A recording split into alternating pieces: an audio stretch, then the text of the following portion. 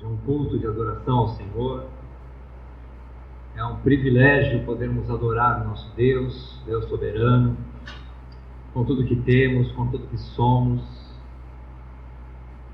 É um sublime privilégio também honrá-lo com as primícias de toda a nossa renda. Enfim, é um grande privilégio estar entre os verdadeiros adoradores que adoram o Pai em espírito e verdade. É um grande privilégio.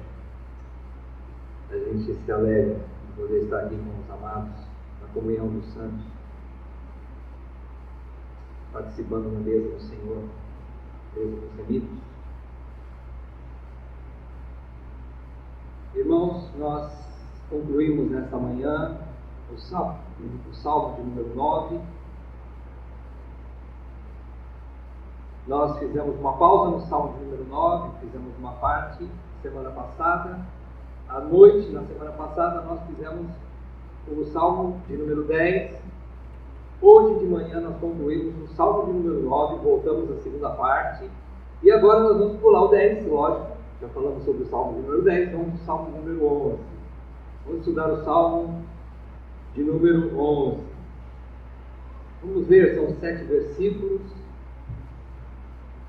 Vamos ver aqui o autor, Davi, o que ele nos ensina através da direção do seu Espírito de Deus na vida dele. O Senhor é forte refúgio, diz o subtítulo. Ao mestre de canto, Salmo de Davi. Como dizeis, pois, no Senhor me refugio. No Senhor me refugio. Como dizeis, pois, a minha alma, foge como pássaro para o teu monte? Porque eis aí os ímpios, armam o arco, dispõem a sua flecha na corda, para as ocultas dispararem contra os retos de coração. Ora, destruídos os fundamentos, que poderá fazer o justo? Obrigado. O Senhor está no seu santo templo. Nos céus tem o Senhor o seu trono. Os seus olhos estão atentos, as suas pálpebras sondam os filhos dos homens. O Senhor põe à prova ao justo e ao ímpio, mas ao que ama a violência, a sua alma o abomina. Fará chover sobre os perversos brasas de fogo e enxofre, e vento abrasador será a parte do seu cálice. Porque o Senhor é justo, Ele ama a justiça. Os retos lhe contemplarão a paz. Vamos orar, vamos pedir ao Senhor graça mais uma vez, sabedoria e direção.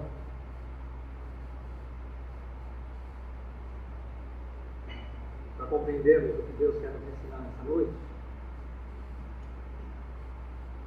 Pai, nós te agradecemos por esse privilégio de estarmos reunidos em teu nome, de estarmos com os santos do Senhor, de estarmos participando da tua mesa e te adorando. E em especial, te agradecemos pelo sublime privilégio de ouvir a tua palavra. Senhor, que a tua palavra nessa noite seja mais uma vez lâmpada para os nossos pés e luz para o nosso caminho. E pedimos que o teu Espírito Santo abra o nosso entendimento, nos dê ouvidos de ouvir e nos dê um coração preparado como boa terra para receber a boa semente. E que essa semente, que a tua palavra gere frutos, frutos que permaneçam e glorifiquem o teu santo nome em cada um de nós. Pai, glorifica o teu nome nesta noite e edifica-nos a tua verdade. Assim nós te pedimos com esperança, em nome do nosso Senhor Jesus Cristo. Amém. Amém. Irmãos, esse salmo, como nós vimos aí, o subtítulo dele diz que é um refúgio. O Senhor é forte refúgio. O título dele diz que é um salmo de Davi, encaminhado mais uma vez ao mestre de canto. Então era uma música para ser cantada nas épocas de louvor, de adoração, nas festas judaicas. Os judeus cantavam também esse hino. Era mais um hino composto pelo rei Davi, Aliás, do livro de Salmos, Davi de longe é o maior compositor de salmos, né? E esse aqui, mais uma vez, é um salmo de Davi. Davi expressa aqui a realidade da sua situação em meio à perseguição. Ele não está fazendo poesia de forma aleatória e não embasada em uma realidade de vida. Mas os salmos têm essa beleza, além de ter um fundo poético, uma preparação, uma organização, uma estrutura poética para ser até cantada. Eles expressam a realidade da vida dos seus autores. Aqui não é historinha ou simplesmente um canto apaixonado por alguma situação, mas é uma realidade de vida, que alguém estava experimentando emoções bastante fortes na sua vida. Algumas de alegria e outras de extrema tristeza, algumas de apreensão e outras de grande expressão de louvor e de gratidão por libertação, por cura. Esse salmo, Davi escreve ameaçado por seus inimigos e ele busca confiantemente refúgio em Deus. Ele combate com sua fé inabalável em Deus toda a argumentação incrédula de que ele precisava salvar-se a si mesmo. Essa argumentação incrédula lhe dizia isso na sua alma. Você precisa se salvar, Davi. Pois não havia fundamentos para acreditar numa fé protetora e preservadora. Esse era o fundamento da argumentação que queriam colocar na mente de Davi, na consciência de Davi, no coração de Davi. E Davi já logo no início do salmo combate essa irrealidade através de uma grande confiança, de uma fé inabalável. No pequeno verso, no primeiro versículo, logo no começo ele fala: no Senhor me refugio. Ponto final. Ele expressa confiança. Ele chega a questionar então: como vocês querem dizer isso para a minha alma? Como vocês querem argumentar comigo? Então, em outras palavras, os ímpios queriam colocar à prova a fé de Davi. Os ímpios estavam ali para testar a fé de Davi. Talvez inconscientemente, nós não sabemos também quem eram esses ímpios, mas a realidade é que eles estavam comentando aos ouvidos de Davi: a tua fé não vai te salvar dessa vez. Agora, Davi, você está perdido. Não há fundamentos para a tua fé. E essa história estavam colocando no coração de Davi, tentando fazer com que ele se desesperasse, que ele perdesse a sua confiança em Deus, que ele partisse para uma fuga, como um pássaro, que ele diz aqui no versículo 1. Foge como um pássaro para o teu monte. Então, Davi está falando assim: como é que vocês dizem isso para mim? Em outras palavras, então, os ímpios queriam colocar à prova a sua fé, mas Deus é quem põe à prova o justo e o ímpio. Na verdade, ao longo do salmo, Davi expressa: olha aqui, se tem alguém que tem autoridade e poder para pôr alguém à prova, é Deus. Só Deus pode provar as pessoas. E Deus prova. E aos olhos de Deus só tem duas categorias de homem: a humanidade, o justo e o ímpio. Não existe um meio termo. Existe definidamente, aos olhos de Deus, só dois tipos de pessoas: o justo e o ímpio. E ele prova, Deus prova o justo e o ímpio para lhes recompensar de maneira justa. Deus é que recompensa de maneira justa. Então vamos adentrar. Vamos começar aqui. Primeiro bloco de 3 versículos, versículo 1 ao versículo 3. A gente percebe que, vamos estudar por bloco, porque aqui a gente pega uma ideia mais resumida, digamos assim, dos detalhes que Davi quer colocar. Vamos pegar a ideia central de cada bloco. Do versículo 1 ao versículo 3, Davi começa com uma breve declaração de que o Senhor é o seu refúgio. Ou melhor, que Davi busca no Senhor o seu refúgio nas aflições. Davi deixa bem claro isso. Se eu tenho que passar por aflições, eu não vou buscar nenhum outro lugar de refúgio.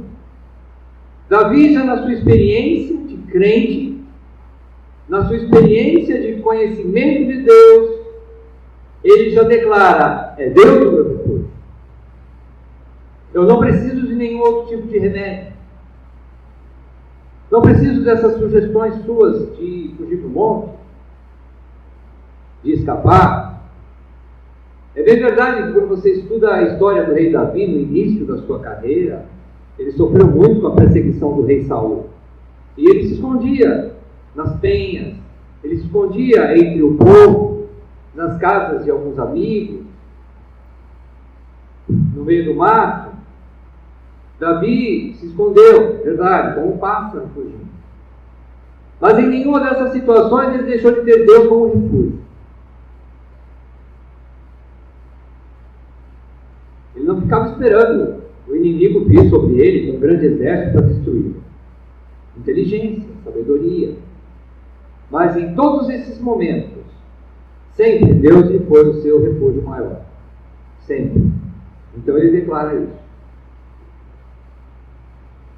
É com essa afirmação que Davi combate uma extensa argumentação que alguém fazia à sua alma, falando à sua alma, buscando aterrorizá-lo. É isso que ele fala aqui na segunda parte do versículo 1.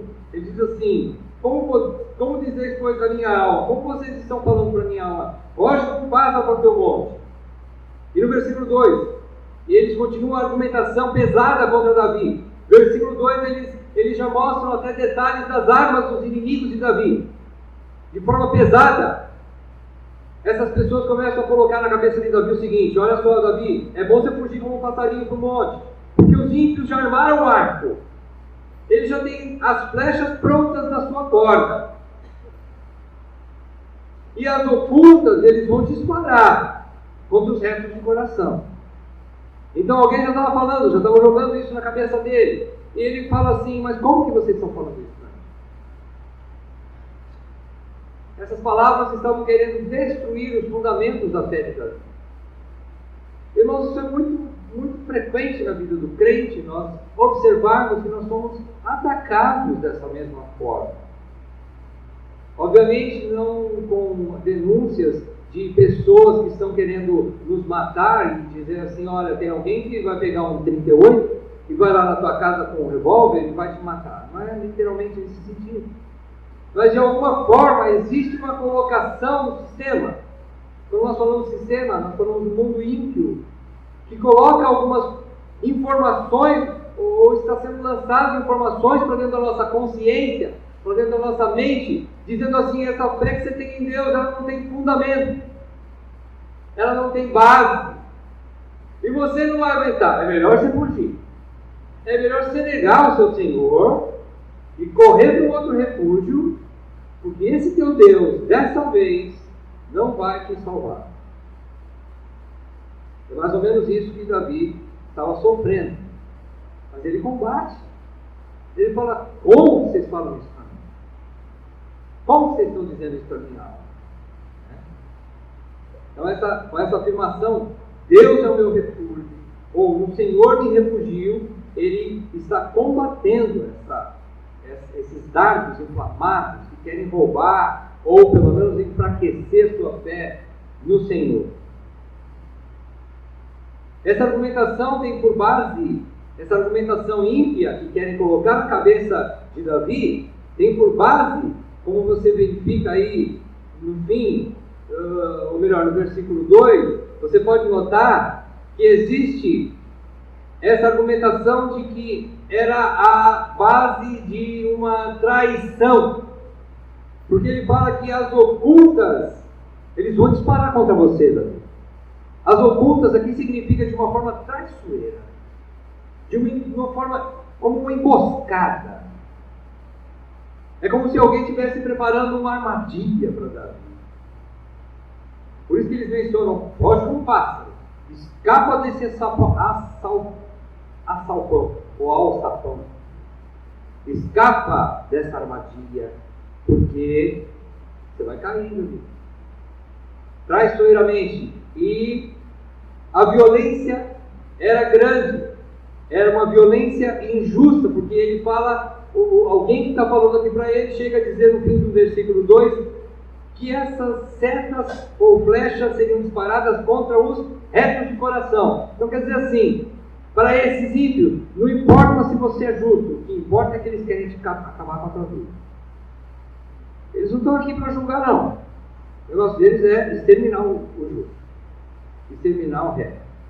Quando ele menciona aqui retos de coração, é a mesma coisa que ele menciona no fim do versículo 3, a palavra justo.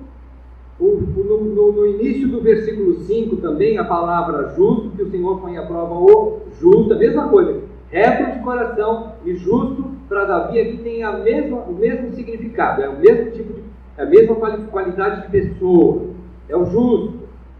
E no fim do versículo 7 também, os retos lhe contemplarão a face, é a mesma coisa, os justos lhe contemplarão a face. Então aqui nós podemos usar a palavra justo.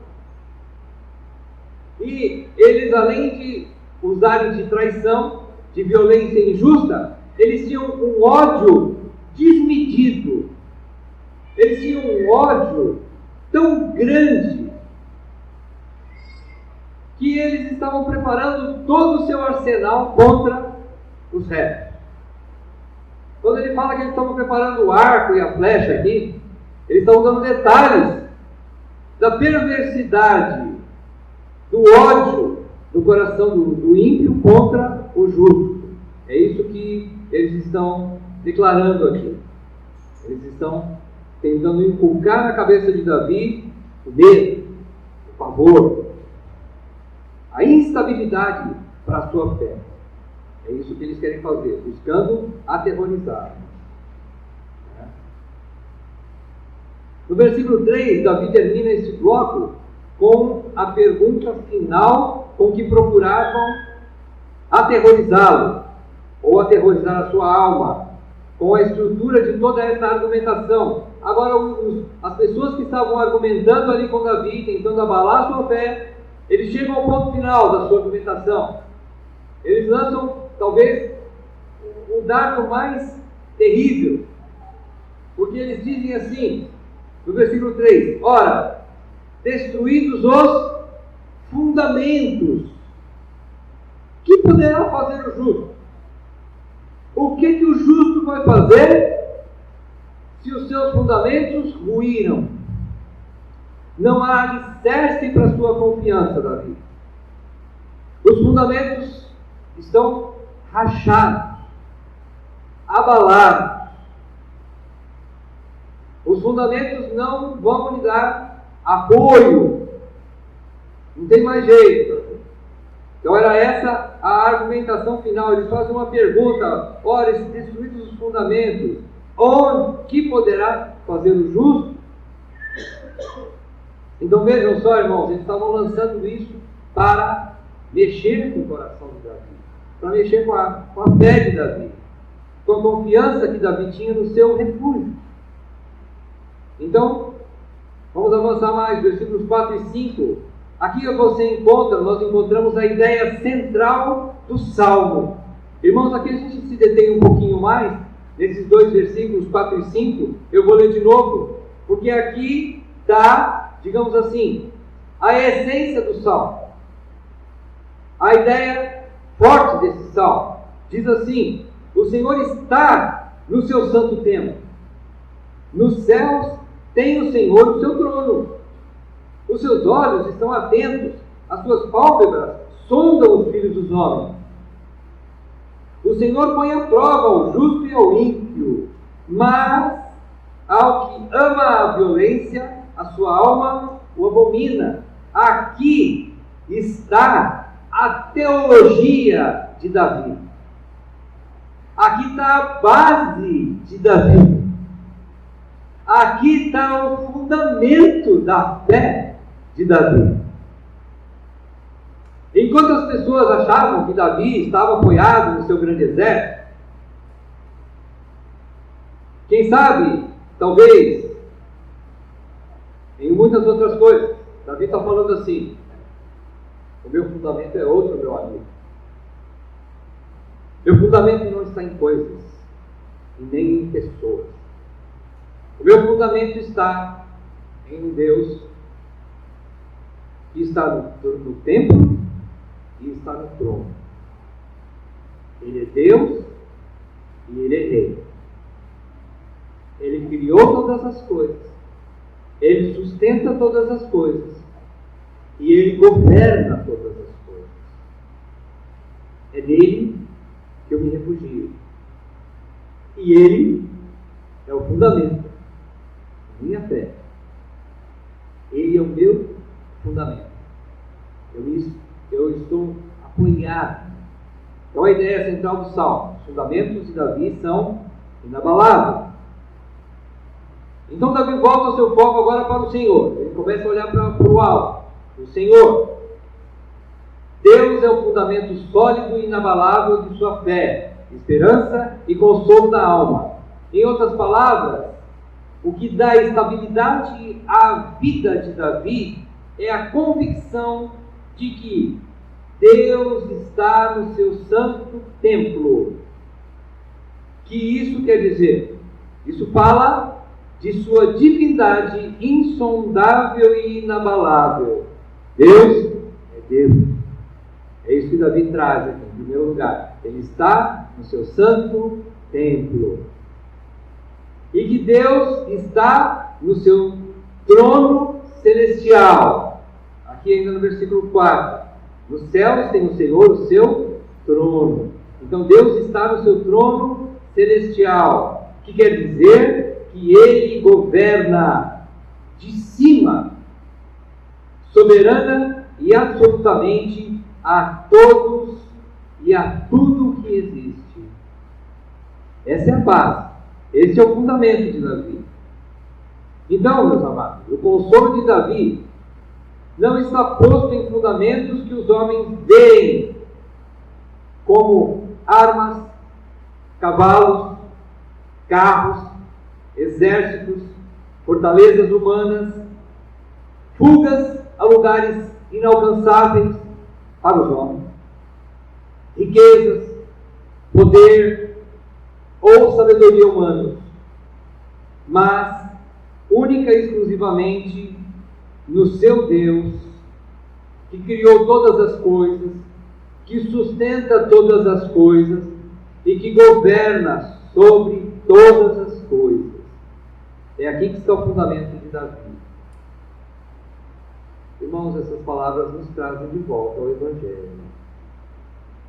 Essas palavras nos trazem de volta à realidade da nossa fé. Irmãos, a nossa fé, ela é composta, ou ela é verificada com a mente, com aquilo que é racional,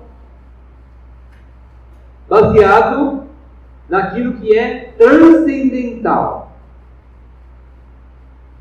Precisamos de muita racionalidade, inteligência, para confiar em um Deus transcendental, que está no seu templo celestial, que está no seu trono celestial, que você não vê, que você não toca, que você não ouve, que você não cheira, mas que você crê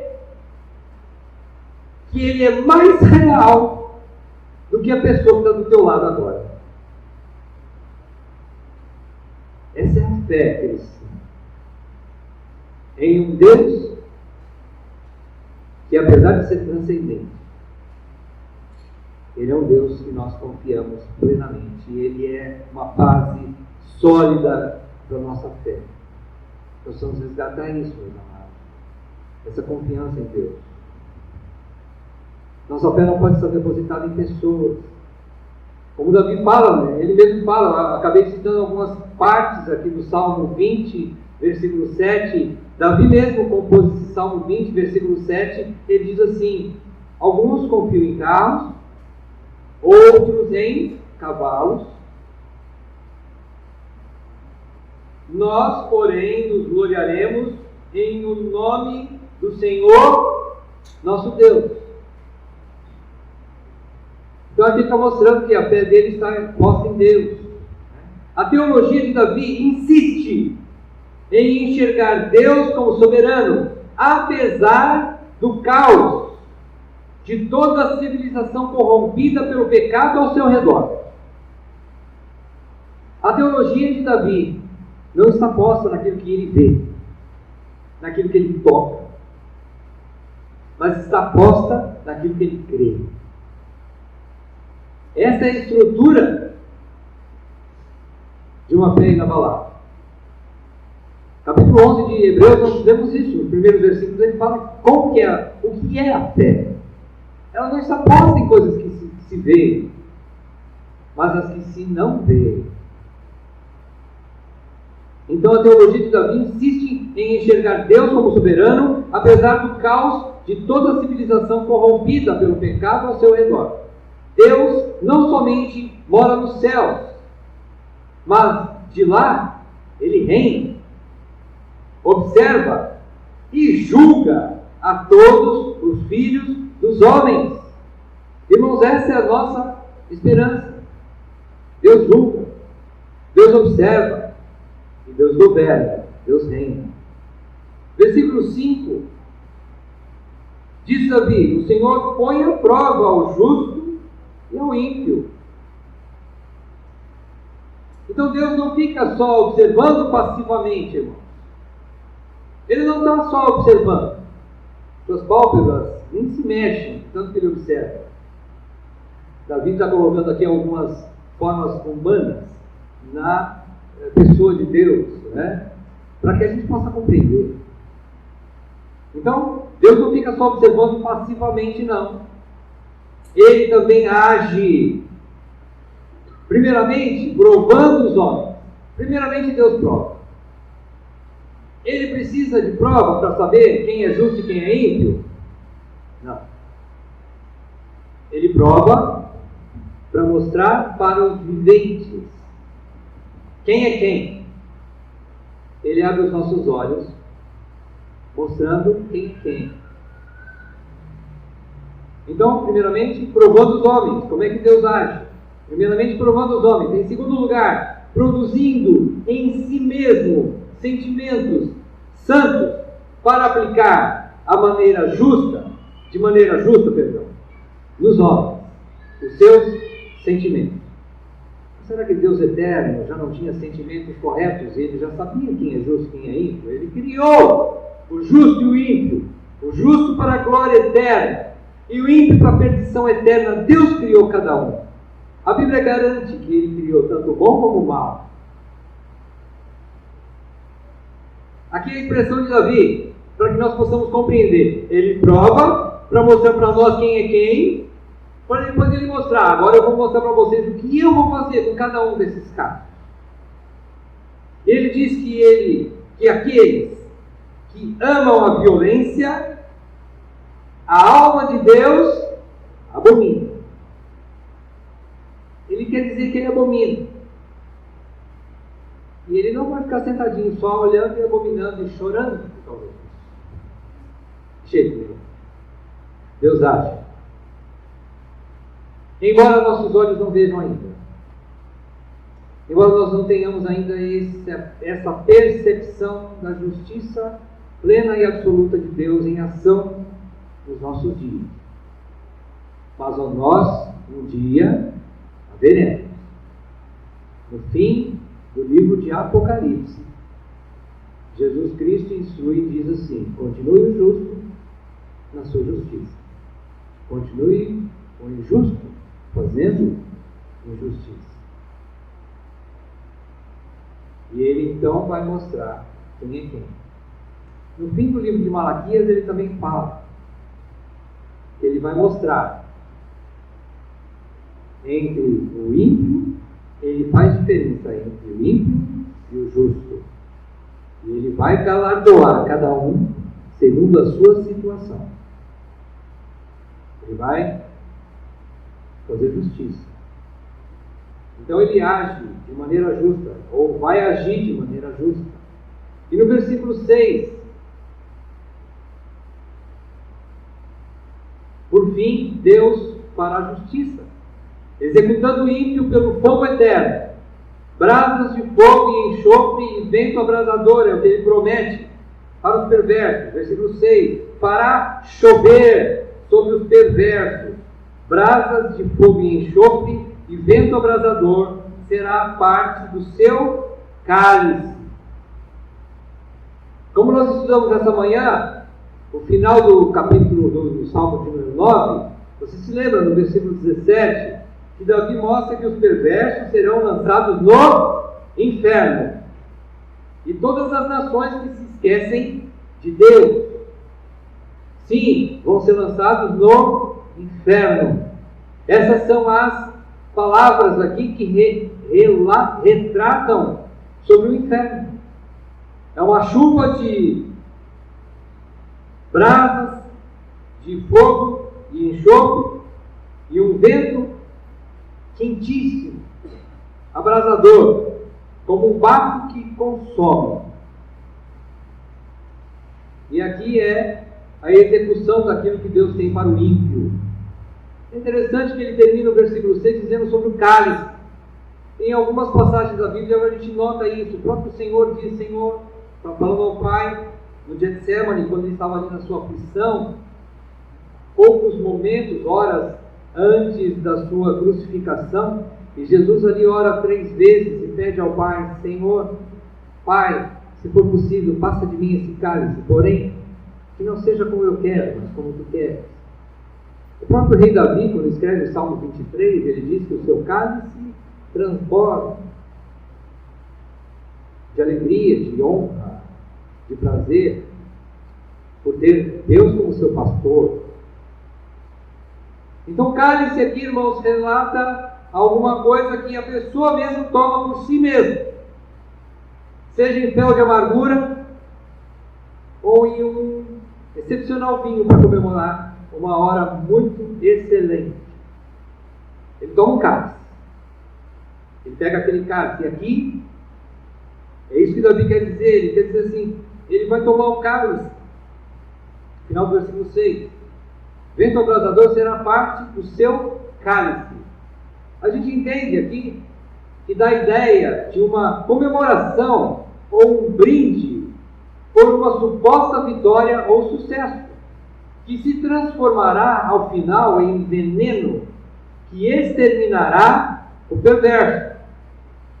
Qual passagem que a gente se lembra assim rapidamente que aconteceu algo semelhante, literalmente falando de taça, que aconteceu, e Daniel relata no capítulo 5 sobre o rei Belsazar. O rei Belsazar, filho de Nabucodonosor, ele era um cara muito perverso e um homem que gostava muito de festa. Era realmente um cara que gostava de festa, muita festa. Um dia ele fez uma festa no seu palácio, convidou todas as suas mulheres, seus amigos, seus oficiais, e ele, não contente com toda aquela abundância de vinho, de carne, de alimentos, todo aquele banquete que estava ali preparado e aquela festa toda, e Belsazar não estava satisfeito ainda com aquilo, ele quis mais. A medida da sua impiedade ainda não estava completa, o seu coração exigia mais. Ele então falou para os seus auxiliares e falou assim: vai lá no depósito, pega todas as taças e materiais que foram trazidos dos judeus, que eles usavam para a adoração desse Deus deles, que estava dentro do templo, traz para cá. Vamos usar todo aquele arsenal do judeu para nós comemorarmos, para nós festejar. Vamos beber até o dia amanhecer. Agora nas taças dos judeus, taças muito bonitas, que eram dedicadas única e exclusivamente ao serviço sacerdotal. Então eles começam a fazer a festa. Imediatamente, quando as taças chegam, eles começam a encher de vinho, começam a usar aquelas bandejas maravilhosas, todas de ouro, do melhor ouro de Ofir que Salomão mandou fazer.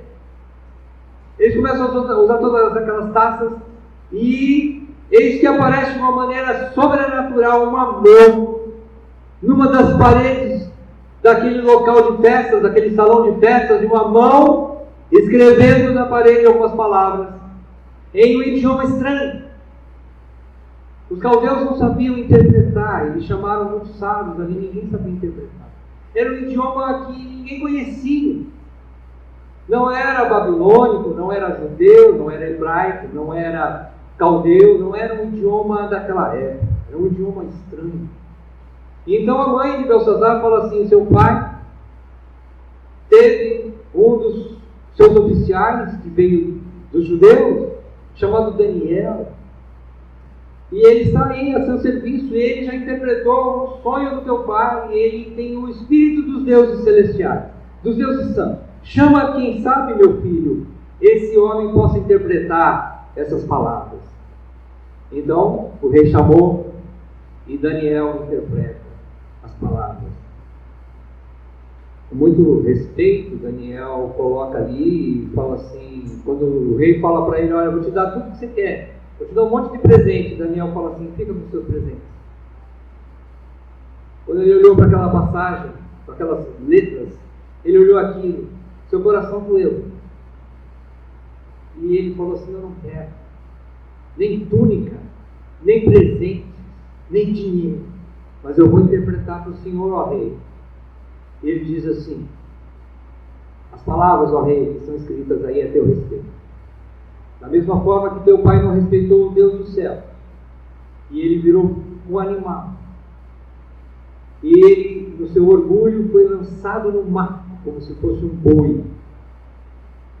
Mas quando ele se arrependeu e reconheceu que o Deus dos céus é que reina, absoluto e soberano, e não há outro Deus como ele voltou para o tempo. Mas o Senhor, ó rei, não aprendeu com isso com seu pai. E o Senhor adorou tudo quanto é Deus que existe aí, menos o Deus verdadeiro. Por isso, essas letras, essas palavras dizem o seguinte: fostes pesado na balança e foi encontrado em falta. Irmãos, essas palavras doeu no coração de Daniel, porque ele sabia que naquela mesma noite Deus colheria a alma do rei. E aconteceu. Deus levou a alma do rei por causa da sua soberba, mas ele bebeu nas taças, no cálice de Deus. Ele bebeu ali, achando que estava comemorando, brindando alguma coisa muito bonita. E naquela mesma noite, Deus ceifou sua vida, mostrando quem é que é o rei de verdade. É mais ou menos isso que acontece aqui. O ímpio vai tomar o seu vinho achando que está fazendo uma coisa muito gloriosa, e vai comemorar, vai fazer tintim com todos os seus amigos, mulheres e oficiais. Mas Deus vai fazer com que ele caia. E aquele cálice vai servir para ele como um cálice de veneno. Vai ser um tiro no pé do ímpio. Versículo 7. Davi fecha esse salmo confiantemente, atribuindo vitória final aos retos, pela intervenção invencível de Deus. Versículo 7 diz: porque o Senhor é justo, Ele ama a justiça. E aqui você pode substituir, em vez de retos, você pode dizer assim: os retos lhe contemplarão a face. 3 coisas Davi coloca aqui para nós aprendermos. Em primeiro lugar, ele fala que o Senhor é justo. Então, justiça, o que Davi viu aqui? Davi viu justiça no caráter de Deus. Em primeiro lugar, ele está dizendo assim: Senhor, eu vejo justiça no teu caráter. Uma das essências do caráter de Deus é que ele é justo. Em segundo lugar, Davi diz que Deus ama a justiça. O que Davi viu aqui? Davi viu justiça na prática ou ações da criação. Irmãos, o mundo foi criado para ser justo, perfeito. O sistema que Deus criou não é esse sistema que está aí, que você contempla com seus olhos. Você assiste o noticiário, você vê corrupção em cima de corrupção, injustiça sobre injustiça. Você não vê a justiça de Deus. Mas 2 Pedro, capítulo 3, versículo 13, diz que novos céus e nova terra estão sendo preparados pelo Senhor, onde habitará a justiça. Lá habitará a justiça. É como se Deus estivesse falando assim: eu vou fazer uma faxina um dia nessa situação. Eu vou fazer uma faxina. Eu vou botar ordem na casa. E os que restarem, os meus fiéis, os meus eleitos, que hoje têm fome e sede de justiça, vão ter um banquete de justiça. Vai ser justiça a molho pardo, lasanha de justiça, maionese com justiça, vinho de justiça, salada de fruta de justiça. E como cereja do bolo, justiça. Banquete de justiça. Vão ser fartos de justiça. Naquele dia que o Senhor preparou, vai ser justiça. Irmãos, que nós temos fome e sede, irmãos, os eleitos, é de justiça. Mateus capítulo 5 fala sobre isso. Nós somos esses bem-aventurados que têm fome e sede de justiça. Em último lugar, o que Davi viu aqui, quando ele fecha o versículo 7, ele diz: os justos, ou os retos, os justos, contemplarão a sua face. Onde mais Davi viu justiça? Justiça nos eleitos, que terão o maior galardão de todo o universo e de toda a eternidade. Eu acabei de falar. Justiça que vai satisfazer a fome e sede dos eleitos. Aqui, meu irmão, minha irmã, a palavra que diz aqui que eles contemplarão a face, e essa face é a face de Deus. No Velho Testamento, você vê várias passagens onde o pecador tinha pavor de pensar em olhar a face de Deus. Por quê? Porque eu não estou falando de ímpio, eu estou falando de santo, mas o santo pecador, quando via a face de Deus, era sinônimo de morte. Em várias passagens você vê isso. Só de pensar em olhar para o santo, ele tapava os olhos: Senhor, não deixa eu te ver, porque se eu te ver, eu vou morrer.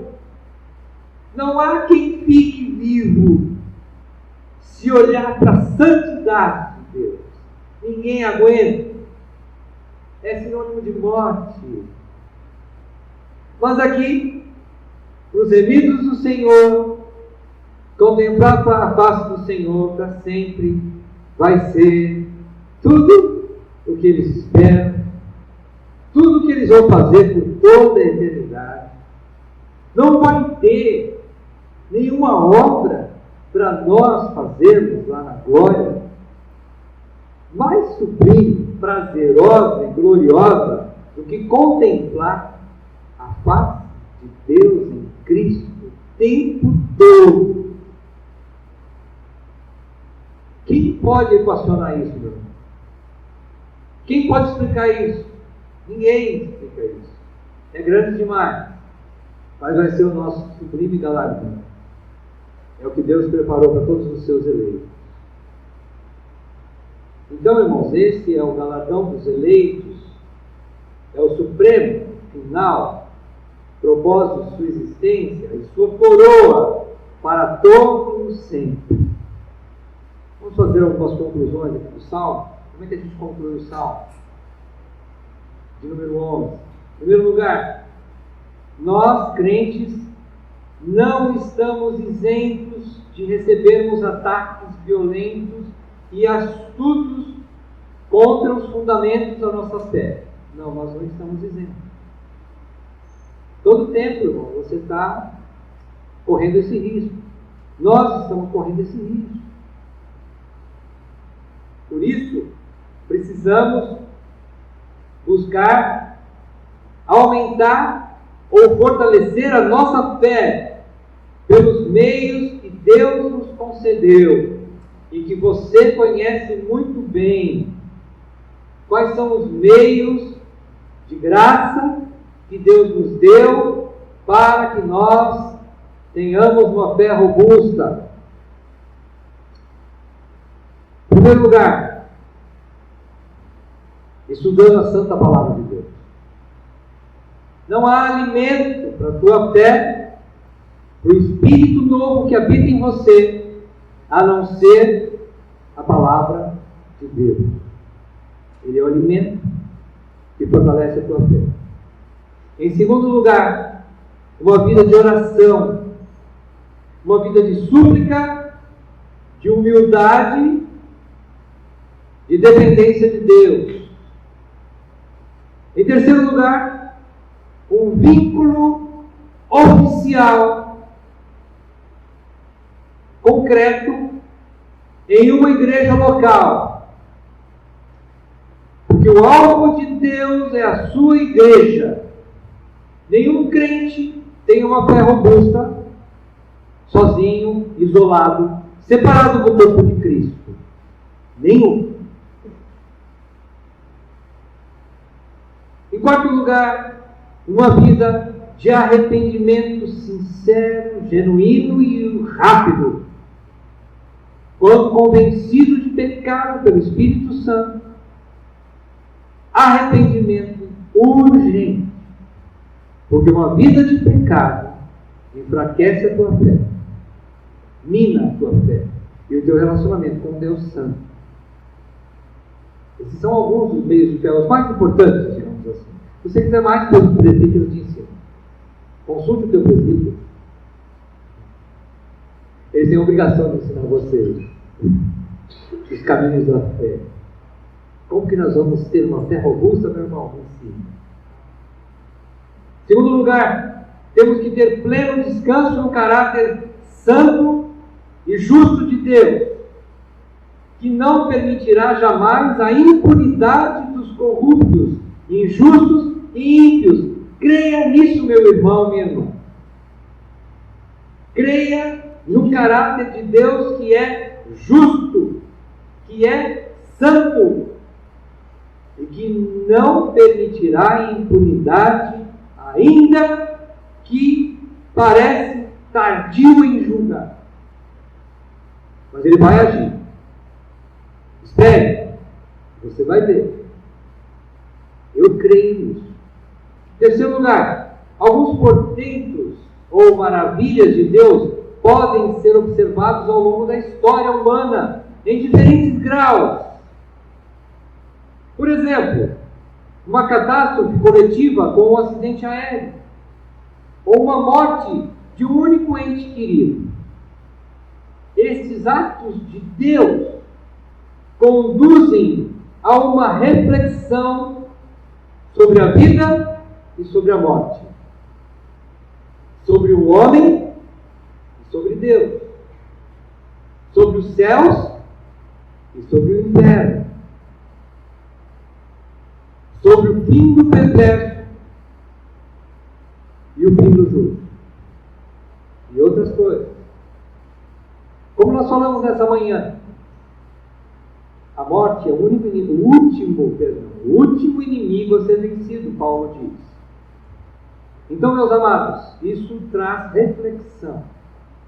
O próprio sábio Salomão escreve em Eclesiastes que é melhor ir na casa onde há luto do que onde há um banquete. Porque na casa onde há luto, um velório, você, eu, nós vivos, que estamos vivos, refletimos sobre a brevidade da vida, sobre as questões eternas. E isso é muito bom. Essa reflexão faz com que nós possamos nos posicionar definitivamente. Definir, ou eu quero Deus ou eu não quero nada. Em quarto lugar, somos, sim, fundamentalistas. Irmãos, anote isso na sua Bíblia. Nós somos fundamentalistas. O que significa ser fundamentalista? Fundamentalista, na aplicação religiosa, seria ter uma base bíblica bastante sólida para combater a ideia modernista,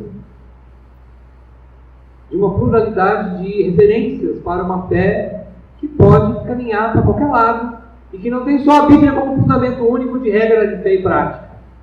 Então, por isso nós somos, sim, fundamentalistas, porque os nossos fundamentos da nossa fé estão nas coisas sagradas, contidas nas Escrituras que Deus nos deu. Por isso nós somos fundamentalistas.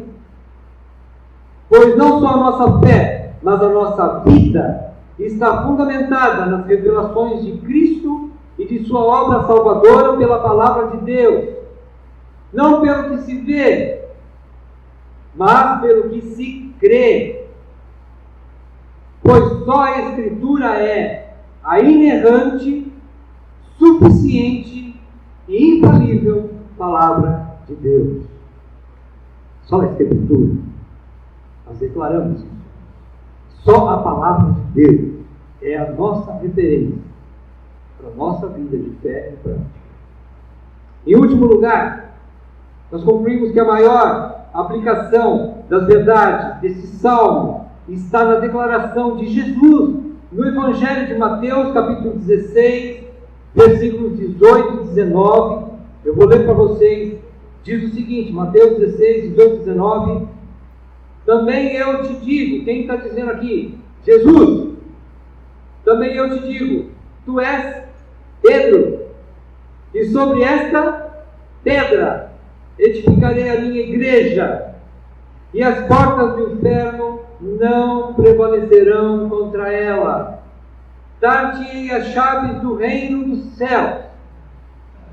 O que ligares na terra terá sido ligado nos céus, e o que desligares na terra terá sido desligado no céu. O que é que Jesus ensina com isso? Ele ensina para Pedro e para nós que a igreja está colocada na rocha, que não é Pedro, que não são os apóstolos, que não são homens, mas é Ele mesmo, Jesus. Jesus Cristo é a rocha inabalável sobre a qual a igreja está edificada. Ele diz mais, e eu te darei, ó igreja, não para Pedro, mas para a igreja, as chaves do meu reino. O que você abrir a porta para entrar, vai entrar. O que você fechar para não entrar, vai ficar fechado. Irmãos, a igreja vai julgar o mundo. Que história é essa? De só ficar naquele versículo, não julgueis para que não sejam julgados. Jesus, quando menciona esse versículo, entendam o que o versículo quer dizer. Ele está querendo dizer assim, não façam um julgamento temerário. Não julguem sem base bíblica e justa. Mas com base bíblica e justa, julguem. Senão, não haveria o capítulo 18 de Mateus e nem o capítulo 5 de 1 Coríntios. Estude melhor a Bíblia para você entender o que Jesus ensina sobre julgamento. Qualquer dúvida, nos procure. Os presbíteros estão aí para isso também. Estou jogando nas costas dos presbíteros, né? É bom. Meus amados, o lugar de segurança para o crente é a igreja. O lugar de segurança para nós é a igreja do Senhor Jesus Cristo, inabalável, porque está sobre Ele mesmo. Sobre Ele mesmo. Irmãos, eu fico contente quando alguém que talvez esteja afastado do seu convívio familiar, do seu convívio profissional, por alguma crise, aquela pessoa crente, ela se afasta. Mas quando ela vem para a igreja, eu fico muito feliz. Porque muitas vezes não são em nossos lares que essa pessoa encontra repouso e segurança. Não é no seu trabalho que ela encontra repouso e segurança. Mas é na igreja do nosso Senhor Jesus Cristo onde ela encontra refúgio e segurança inabaláveis. É na igreja que ela encontra segurança. Sei que ela demora um pouco para voltar para o lar. Mas se ela volta para Cristo, aleluia. É tudo que o presbitério quer. Que os fiéis, as ovelhas fiéis, estejam em Cristo. Ainda que estejam fora do seu convívio normal. Mas se eles estiverem em Cristo, graças a Deus por isso. Eles estão seguros. Segurança que nenhum de nós pode dar, como homem, como mulher, como mais velho. Ninguém pode dar essa segurança. Só Cristo. Vamos fazer uma oração?